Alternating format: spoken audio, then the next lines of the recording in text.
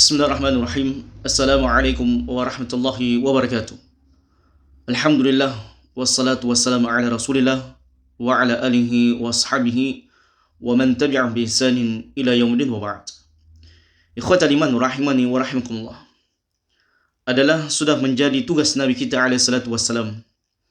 Tidak ada satupun kebaikan melainkan Nabi alaihi salatu wassalam telah mengajak dan menganjurkan kita untuk melakukan kebaikan tersebut yang bisa mendatangkan tentunya kebaikan dunia dan akhirat. Dan tidak ada sebuah amalan yang bisa mendatangkan mudarat yang kecil maupun yang besar kecuali Nabi SAW telah menjelaskan juga umat ini dan memperingatkan akan bahaya tersebut. Sehingga jemaah dirahmati Allah Subhanahu wa taala, apabila kita ingin melihat ajaran Islam, bahwasanya ajaran Islam ini adalah merupakan ajaran yang sempurna dan paripurna dari setiap lini kehidupan umat manusia.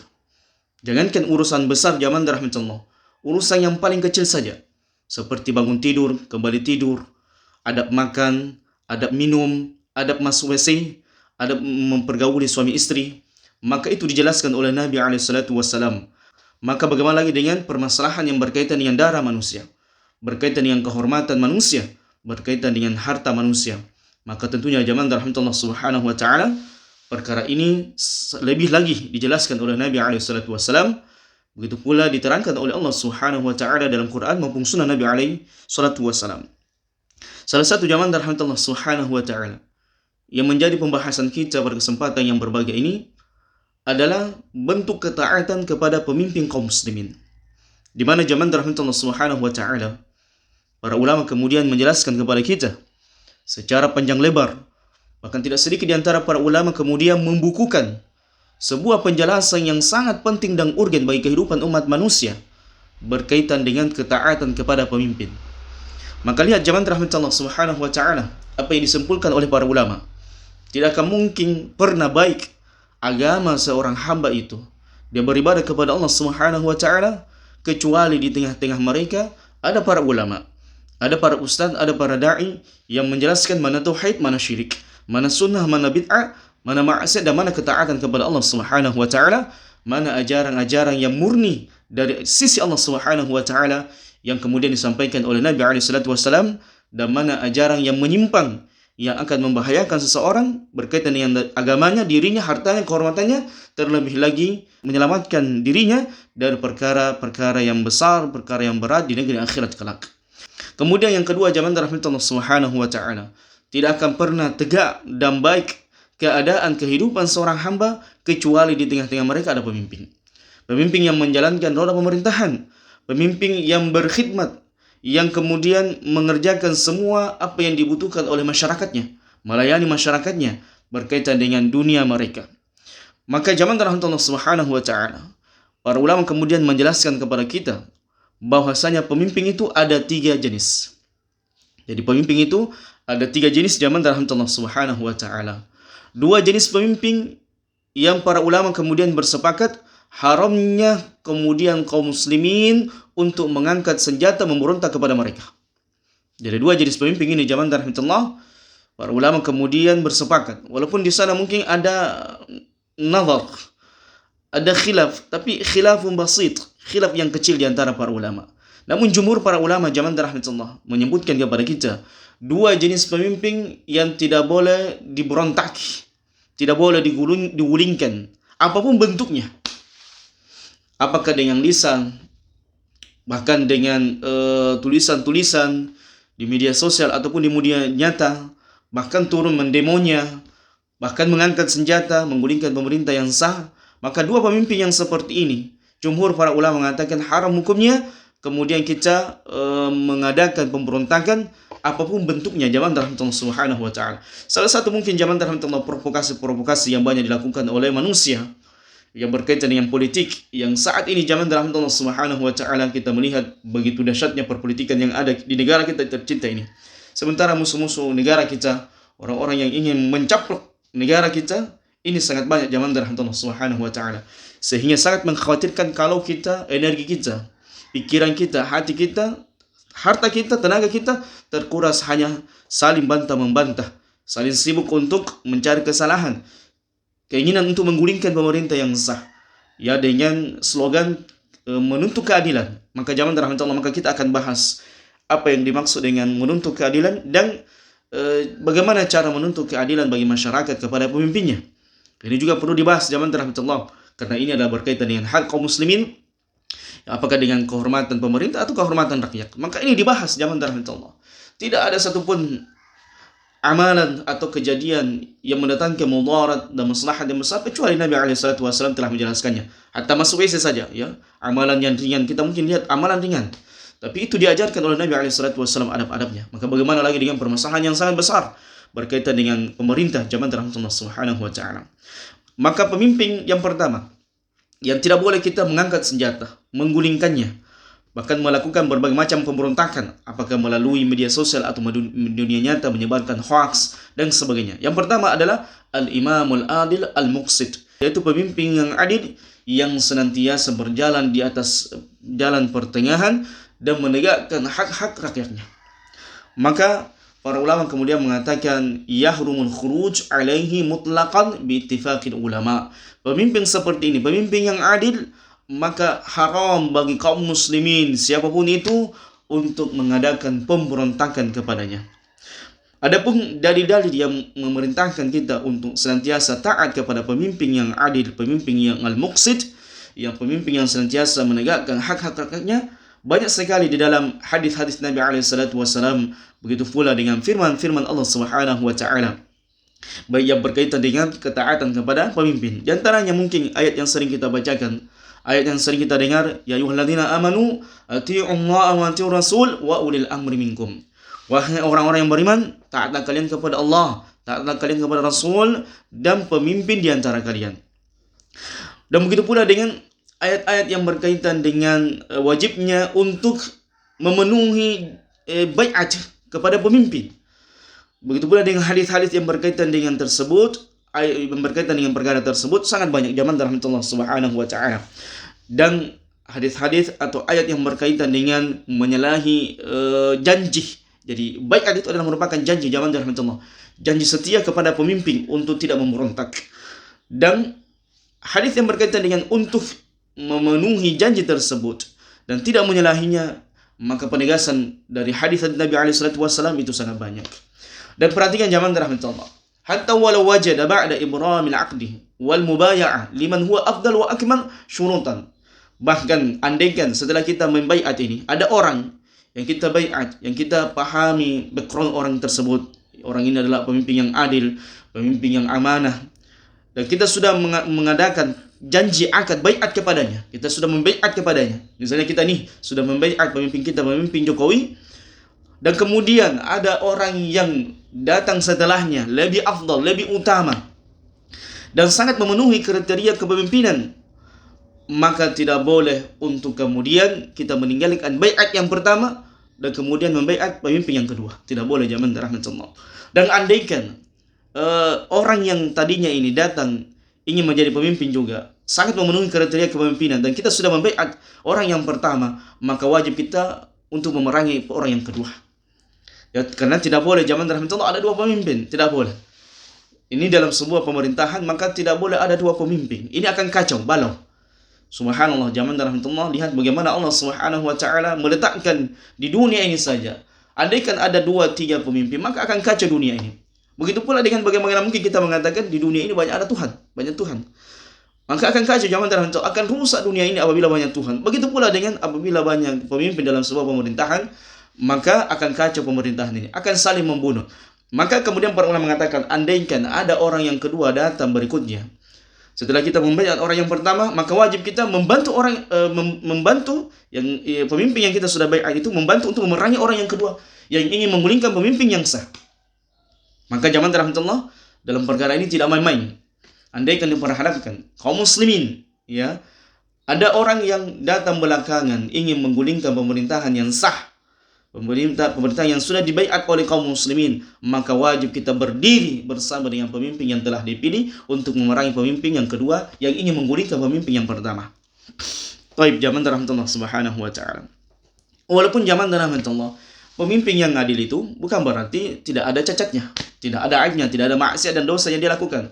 Namun kata para ulama mengatakan, lakin idza kana harisan 'ala taharruz min dzalik, apabila pemimpin yang seperti ini, pemimpin yang adil, namun dia terjatuh, namun dia berusaha keras untuk menegakkan hak rakyatnya dengan sesuai dengan kadar kemampuannya, kemudian apabila dia ada kesalahan pada dirinya dan kemudian dia bersifat dan bertobat kepada Allah Subhanahu wa taala dan memperbaiki kembali kebijakan-kebijakan yang dia telah tetapkan namun menzalimi hak-hak rakyat, namun kemudian dia memperbaikinya, maka inilah zaman dalam Allah Subhanahu wa taala.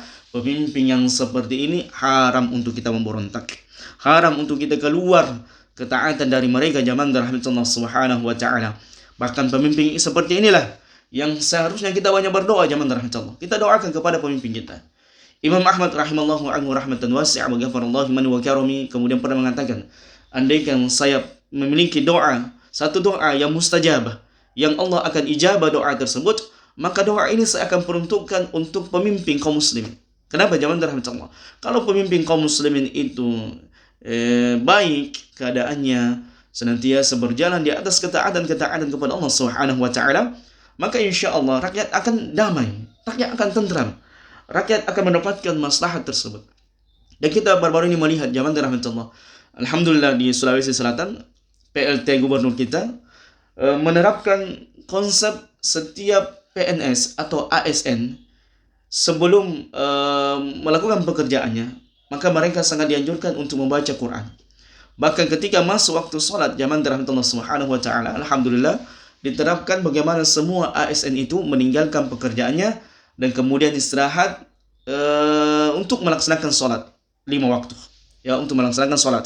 Misalnya nih, pegawai itu kan duhur asar mereka di kantor, maka diterapkan hal tersebut untuk ASN. Maka ini zaman dari Allah Subhanahu wa taala. Pemimpin seperti ini justru kita harus dukung, ya.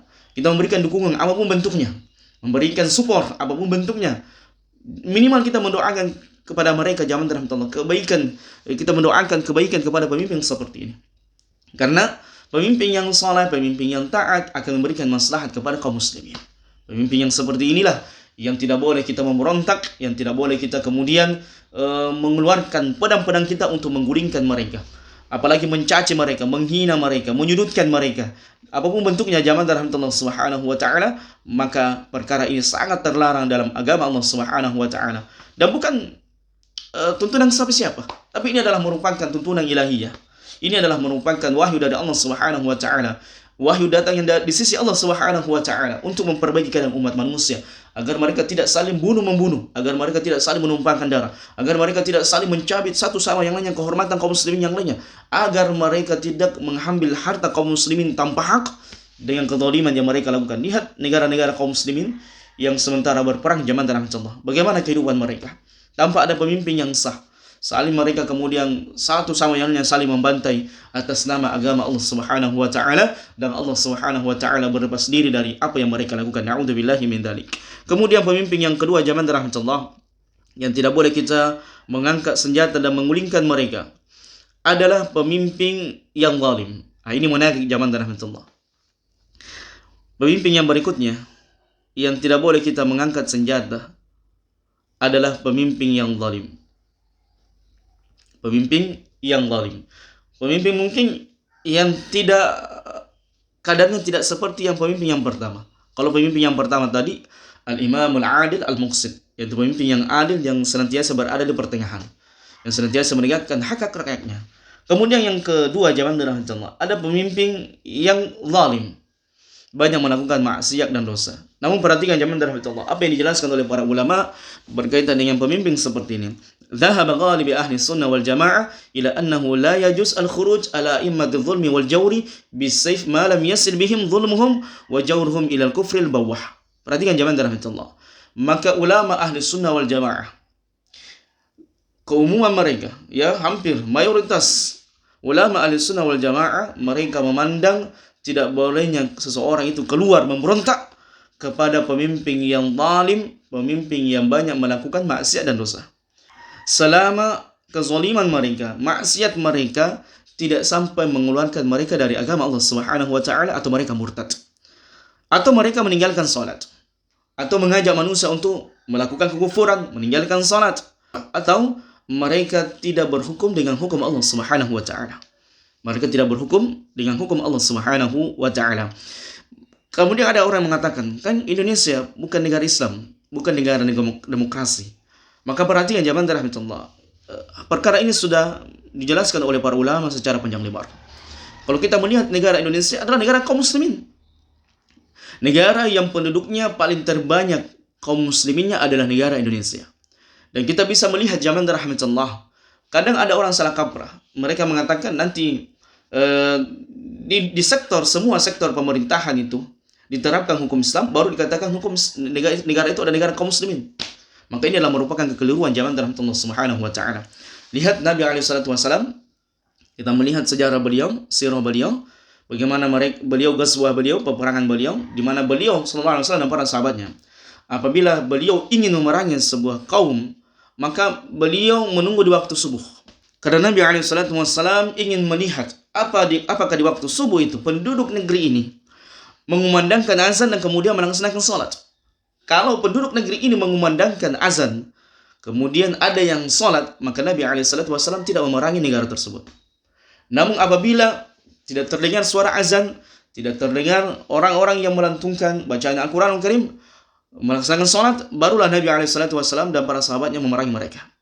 Sebagian para ulama mengatakan, di antara syiar-syiar yang terbesar yang menunjukkan negara itu adalah negara Islam, adalah negara kaum muslimin, di dalamnya ada kaum muslimin, adalah dengan panggilan-panggilan azan zaman rahmatullah. Dan lihat, alhamdulillah kita di Indonesia, suara azan bisa kita dengar berkumandang setiap saat, ya, dari waktu ke waktu dikumandangkan suara azan tersebut di mikrofon, di suara-suara yang terbesar kaum muslimin, di tempat-tempat wilayah dimanapun kaum muslimin. Ini adalah merupakan nikmat yang besar, yang seharusnya kita menjaga, saling bersinergi dengan pemerintah kita.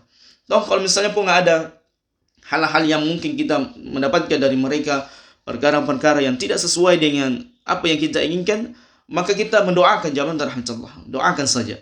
Kita banyak memintakan ampun kepada mereka. Semoga Allah Subhanahu wa taala memperbaiki keadaan mereka. Baik. Dan kemudian zaman rahmatullah. Wa hadzal masab mansubun ila sahabah alladziina i'tazalul fitnah allati waqa'a baina Ali wa Muawiyah radhiyallahu taala anhuma. Mereka berlandaskan apa yang mereka lakukan, i'tizal, yaitu meninggalkan fitnah yang terjadi antara pemimpin dengan masyarakatnya. Ini adalah merupakan di antara amalan yang dilakukan oleh sebagian besar para sahabat radhiyallahu taala anhum ketika terjadi fitnah antara Ali dan Muawiyah. Apa fitnahnya jamaah rahmatullah? Ini dijelaskan oleh para ulama panjang lebar, bahkan di antara para ulama ada yang membukukannya. Yaitu ketika terbunuhnya sahabat Utsman ibnu Affan radhiyallahu taala anhu. Kita tahu bahwasanya Muawiyah adalah di antara sepupu daripada Utsman ibnu Affan radhiyallahu taala anhu yang kemudian diangkat oleh Utsman menjadi gubernur di sebuah tempat. Dan ketika terbunuh sahabat Utsman ibnu Affan, maka kemudian kaum muslimin bersegera mengangkat Ali radhiyallahu taala anhu sebagai khalifah mengganti Utsman, karena sangat berbahaya zaman rahmatullah apabila di negara kaum muslimin tidak ada pemimpin yang sah, maka segera diangkat.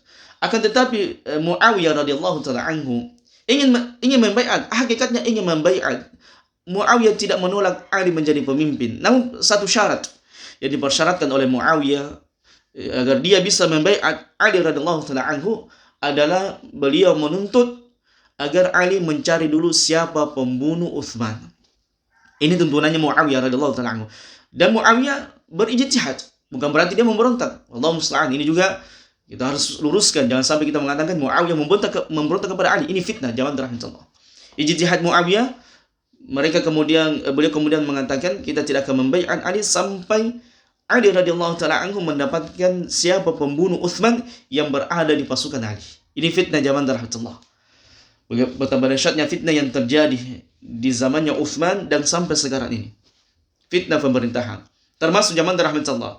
Fitnah demokrasi ini, fitnah suka mendemo, maka ini adalah merupakan amalannya Abdullah ibnu Saba, tokoh Yahudi, seorang Yahudi tuleng yang beragama Yahudi, akidahnya Yahudi, amalannya Yahudi yang pura-pura masuk ke dalam agama Islam, kemudian membuat provokasi di tengah-tengah kaum muslimin untuk membenci Utsman sampai Utsman terbunuh radhiyallahu taala anhu.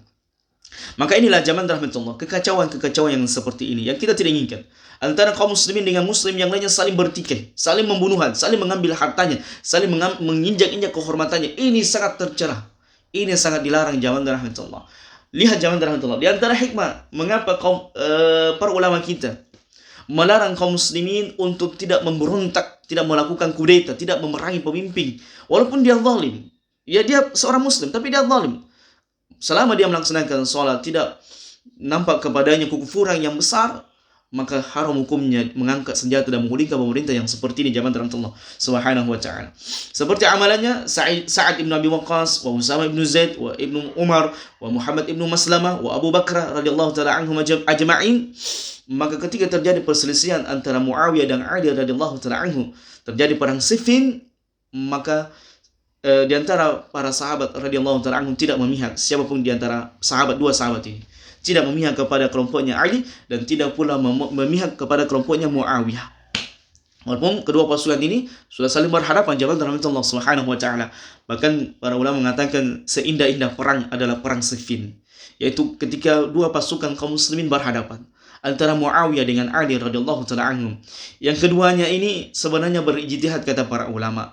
Di pagi harinya mereka berperang, di malam harinya mereka saling bercengkrama. Pasukan Muawiyah dan Ali radhiyallahu taala anhum. Lihat zaman rahmatullah, perang yang terindah yang pernah dilakukan dan dilakoni sahabat-sahabat Nabi alaihi salatu wassalam. Dan ini adalah merupakan mazhabnya Al-Hasan Al-Basri dan ma'ruf dari mazhabnya Imam Ahmad radhiyallahu taala anhu. Maka Syekhul Islam Ibn Taimiyah rahimahullah mengatakan, walihada kana madhhabu ahli sunnah, walihada kana madhhabu ahli hadith tarkul khuruj bil qital ala al muluk al bugha wa sabru ala dhulmihi ila an yastariha barrun aw yastaraha min fajirin. Maka ini adalah merupakan madhabnya ahlul hadith, orang-orang yang senantiasa menghafalkan hadis, orang-orang yang senantiasa berjalan di atas hadis Nabi alaihi salatu wasallam untuk meninggalkan memerangi pemimpin yang zalim, pemimpin yang bugha, yang melampaui batas, dan bersabar di atas keadaan-keadaan mereka sampai orang baik itu beristirahat dari mereka atau orang fajir itu kita istirahat dari mereka. Ini kaidah yang sangat indah zaman rahmatullah subhanahu wa ta'ala. Bahkan sebagian para ulama mengatakan, di antaranya Al-Imam An-Nawawi rahimallahu anhu rahmatan wasi'ah wa ghafarallahu man wa karami, beliau kemudian menjelaskan bahwasanya ini adalah merupakan ijma' para ulama. Ijma' para ulama untuk tidak menggulingkan pemimpin walaupun dia zalim, selama dia muslim. Selama amalan yang mereka lakukan, kezaliman yang mereka lakukan, maksiat dan dosa yang mereka lakukan tidak sampai mengeluarkan mereka dari agama Allah Subhanahu wa taala atau meninggalkan salat, nampak padanya kekufuran. Dan ini adalah merupakan juga diantaranya apa yang disebutkan oleh Ibnu Mujahid Al-Basri Al-Ta'i, yang kemudian beliau sebutkan dari Ibnu Hazm. Akan tetapi ad-da'wah al-ijma' fi man nadhar, pengakuan bahwasanya ini adalah merupakan ijma', kesepakatan mayoritas para ulama untuk senantiasa sam'u wa ta'ah, mendengar dan taat kepada pemimpin walaupun dia zalim selama dia muslim. Maka sebagian para ulama mengatakan ini bukan ijma', karena di sana para ulama ada sebagian para ulama yang kemudian memandang perkara tersebut pemimpin yang zalim, pemimpin yang melakukan hal-hal yang berbau dengan maksiat dan dosa, sebagian di antara mereka mengatakan mengangkat senjata. Namun zaman rahmatullah subhanahu wa ta'ala, ada pun asahul qaul, perkataan yang paling mendekati kebenaran sesuai dengan tuntunan ilahiyah dari wahyu Allah subhanahu wa ta'ala, Quran dan sunnah Nabi alaihi salatu wassalam, adalah untuk tidak memberontak kepada pemimpin kaum muslimin. Melihat maslahat yang sangat besar zaman rahmatullah, menimbang mudarat yang sangat mengerikan yang akan terjadi apabila dua kaum muslimin dan muslim yang lainnya saling berbunuhan dengan kata-kata jihad. Ini sangat mengerikan zaman rahmatullah. Maka kalimat-kalimat jihad, kalimat-kalimat takbir ketika menyebutkan untuk seolah-olah berhadapan dengan musuh yang besar, maka ini sebaiknya dijauhkan zaman rahmatullah. Jangan ada perkataan kamprek, jangan ada perkataan cebong antara kaum muslimin. Maka ini adalah merupakan di antara bentuk sebab perpecahan, sebab kehancuran kaum muslimin. Dan tidak boleh seorang muslim itu merasa mereka di atas hak. Kemudian sebagian yang lainnya kita katakan mereka ini orang munafik, mereka ini adalah kekufuran, mereka dibalik ini, dibalik itu. Tidak bisa zaman rahmatullah. Ya, maka seseorang itu tidak boleh lancang dalam perkara ini. Seseorang tidak boleh lancang dalam perkara ini. Ya, sebagian masyarakat banyak menuntut terhadap pemimpinnya, pemimpin harus seperti ini, pemimpin harus seperti itu, sementara dia tidak bercermin dengan keadaannya. Apakah benar-benar dia sudah mendengarkan Quran dan sunnah Nabi alaihi salatu wassalam? Apakah benar-benar dia sudah bersih dari maksiat dan dosa, tidak ada lagi dosa yang dia lakukan. Sementara di antara mereka banyak masih merokok, di antaranya sebagian masih joget-jogetan, dandut-dandutan. Apakah dengan orang seperti ini menuntut banyak dari pemimpin kaum muslimin? Ya, melakukan banyak, meninggalkan sunnah-sunnah Nabi SAW, banyak melakukan maksiat dan dosa. Ya, walaupun dia mungkin dikenal dengan orang yang baik di tengah kaumnya. Maka jangan rahmatullah subhanahu wa ta'ala. Dan hadis yang berkaitan dengan wajibnya tetap taat kepada pemimpin walaupun dia zalim, walaupun dia melakukan maksiat dan dosa, selama kezaliman, maksiat dan dosa yang dia lakukan tidak sampai mengeluarkan mereka dari Islam. Ini sangat banyak zaman rahmatullah. Di antaranya adalah hadis yang diriwayatkan oleh Ubadah bin Samit radhiyallahu taala anhu. Beliau mengatakan, bayatna Rasulullah sallallahu alaihi wasallam ala sam'i wa ta'ah fil usri wal yusri wal mansyati wal makrih. Adalah kami membaiat Nabi alaihi salatu wasallam untuk senantiasa mendengar dan taat dalam keadaan susah maupun dalam keadaan lapang, dalam keadaan senang ataupun dalam keadaan tidak senang. Wa ala athratin alaina, dan begitu pula dengan mendahulukan kepentingan Nabi SAW, dakwah Nabi SAW, wa ala anla nunazi'ul amri ahlahu illa an taraw kufran bawahan, dan agar kami tidak menggulingkan pemimpin yang sah selama pemimpin itu tidak melakukan amalan kekufuran yang nyata. Wa fi riwayah, dan riwayat yang lainnya, wa ala alla nunazi'ul amri ahlihi, dan tidak kemudian menyelisihi urusan-urusan pemimpin yang sah. Wa ala an naqul haq aina ma kunna la nakhafu fillah laumata laimin, dan kami membaiat Nabi SAW untuk senantiasa menyebutkan, menjelaskan hak dimanapun kami berada, dan tidak pernah takut dengan celaan orang yang mencela. Maka sikap seperti ini zaman rahmatullah adalah merupakan sikapnya para sahabat ridwanullah jami'an. Tidak pernah takut menyerukan kebenaran, sunnah-sunnah, bid'ah-bid'ah, tauhid-tauhid, syirik-syirik, ketaatan-ketaatan, maksiat dan maksiat. Mereka tidak pernah takut dan tidak pernah khawatir dengan celaan orang yang suka mencela. Ini prinsip zaman rahmatullah. Maka dimanapun dai-dai sunnah itu berada, maka mereka senantiasa menegakkan sunnah Nabi SAW, menyampaikan hak, menyampaikan kebenaran dari sisi Allah Subhanahu wa taala dan Nabi-Nya SAW. Kemudian berikutnya zaman rahmatullah, hadis dari Ummu Salamah radhiyallahu taala anha. Beliau kemudian mengatakan, inna Rasulullah sallallahu alaihi wasallam qala innahu yusta'mal 'alaikum umara. Sesungguhnya kalian akan dipimpin oleh pemimpin-pemimpin yang akan muncul setelah kalian. Fata'rifuna wa tunkirun. Ya, kalian melihat ada amalan mereka yang ma'ruf dan sebagian amalan yang lainnya kalian ingkari.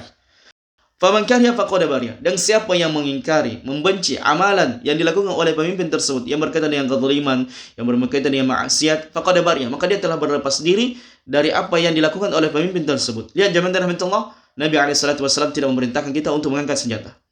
Akan tetapi cukup, ya, apa yang disampaikan oleh Nabi SAW, man ra'a minkum munkaran falyughayyirhu bi yadihi, fa in lam yastati' fa bi lisanihi, fa in lam yastati' fa bi qalbihi, wa dzalika adhaful iman. Siapa yang melihat kemungkaran, termasuk kemungkaran yang dilakukan oleh pemimpin kaum muslimin, pejabat-pejabat kaum muslimin, kemudian apabila dia sanggup maka dia mencegah dengan tangannya, apabila dia tidak sanggup maka mencegah dengan lisannya, dan apabila dia tidak sanggup maka mencegahnya dengan hatinya. Wa dzalika adhaful iman, minimal mengingkari kemungkaran, kezaliman yang mereka lakukan dengan hati, zaman rahmatullah, tidak dengan tangan. Sebagian manusia mengatakan dengan tangan, yaitu dengan mengangkat senjata, dengan membongkar sana kemari, dengan meneror kaum muslimin. Maka ini adalah merupakan bentuk amalan khawarij yang sangat tercela dan diharamkan oleh Allah Subhanahu wa taala. Dan lihat Nabi SAW, faman kariha faqad bariya. Siapa yang mengingkarinya, apa yang dilakukan oleh pemimpin tersebut, minimal dengan hatinya, maka sungguh dia telah berlepas diri dari apa yang dilakukan oleh pemimpin zalim tersebut. Dan ini juga tidak boleh zaman Allah Subhanahu wa taala kita menganggap semua kebijakan yang dilakukan oleh pemerintah itu semuanya baik, padahal sebagainya menzalimi kaum muslimin dan sebagainya. Tidak boleh juga terlalu membela apa yang mereka lakukan, tapi pengingkaran kita cukup dalam hati. Ya, tidak dengan provokasi dengan lisan, tidak dengan provokasi dengan tangan. Tetap berdoa kepada Allah Subhanahu wa taala. Naam, kalau ada keburukan dari pemerintah, maka cukup dengan hati dan mendoakan mereka zaman dalam Allah. Tidak perlu diekspos, ya. Sebagian manusia Masya Allah, setiap saat dia mencela pemimpin, setiap saat dia menghina pemimpin, setiap saat dia menyebarkan hoax berkaitan dengan pemimpin kaum muslimin, maka ini adalah merupakan di antara bentuk-bentuk amalan khawarij. Ini adalah merupakan ciri-ciri khawarij zaman rahmatullah subhanahu wa ta'ala. Wa man ankara faqad salima, dan siapa yang mengingkari apa yang mereka pemimpin zalim, pemimpin yang melakukan kezaliman dan kemaksiatan dan dosa, maka dia selamat.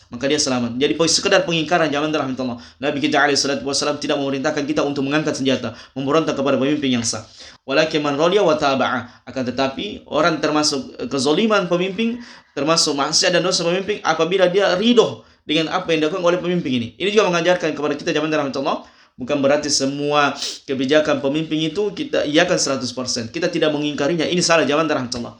Ahli sunnah wal jamaah itu membenci dan mengingkari. Jadi ada pengingkaran. Jadi ada kebencian dan ada pengingkaran ahli sunnah wal jamaah apabila ada pemimpin kaum muslimin yang melakukan kezaliman. Maka ini wajib. Sebagaimana Nabi SAW menyebutkan hal tersebut. Jadi ahli sunnah wal jamaah itu tidak seperti ekstrem kanan dan ekstrem kiri. Sebagian mereka mengatakan Salafi itu murjiah. Setiap apa yang dilakukan oleh pemimpin ya semuanya benar. Setiap apa yang dilakukan oleh pemimpin sam'u wa ta'ah, maka ini salah zaman rahmatullah. Maka kita katakan ahli sunnah, sikap ahli sunnah adalah berjalan di atas tuntunan Nabi SAW. Maka Nabi SAW mengajarkan kepada kita, siapa yang melihat kemungkaran kezaliman yang ada pada pemimpin, maka kita berlepas diri dan kita mengingkarinya. Namun pengingkaran dan berlepas diri kita bukan berarti melepaskan sam'u wa ta'ah, melepaskan rakyat, bukan. Atau mengangkat senjata, atau menggulingkan pemimpin, atau mencela pemimpin. Tidak, zaman rahmatullah. Ahli sunnah mengingkari dengan hati mereka. Kenapa dengan tidak lisan, dengan tangan? Karena ini bisa menyebabkan provokasi kaum muslimin, membuat mendidik kaum muslimin, terpancing emosinya kaum muslimin, sehingga mereka bisa menumpahkan darah dengan kata-kata jihad. Itulah ahli sunnah wal jamaah. Dan ini adalah merupakan tuntunan dari Nabi SAW untuk selamat dari penyimpangan-penyimpangan yang ada. Qalu afala nuqatilhum. Maka sebagian sahabat yang mendengar hadis Nabi SAW tatkala beliau menyampaikan pemimpin-pemimpin yang zalim keadaan mereka, qala la ma sallun. Jangan kalian menumpahkan darah mereka, jangan mengangkat senjata kepada mereka selama mereka melaksanakan salat, selama mereka masih kalian melihatnya salat. Ini zaman rahmatullah subhanahu wa ta'ala. Jadi sebagai kesimpulan zaman rahmatullah, dua pemimpin yang seperti ini haram untuk kita tumpahkan darahnya.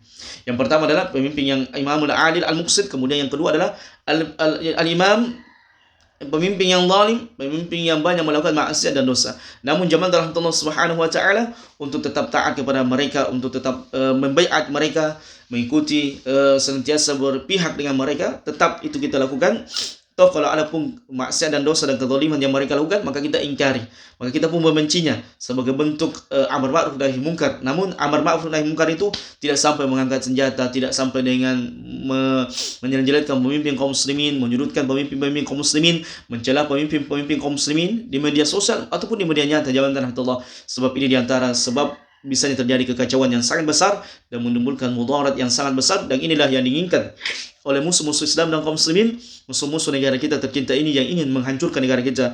Demikianlah zaman rahmatullah subhanahu wa ta'ala. Semoga kita bisa mengambil manfaat. Dan satu lagi pemimpin yang kita akan bahas, yaitu pemimpin yang kufur, pemimpin yang murtad dari agama Allah subhanahu wa ta'ala. Apakah boleh diperangi pemimpin yang seperti ini atau tidak? Wallahu a'lam bishawab. Subhanakallahumma wa bihamdika, asyhadu an la ilaha illa anta astaghfiruka wa atubu ilaik, wa akhiru da'wana alhamdulillahi rabbil alamin. Wassalamualaikum warahmatullahi wabarakatuh.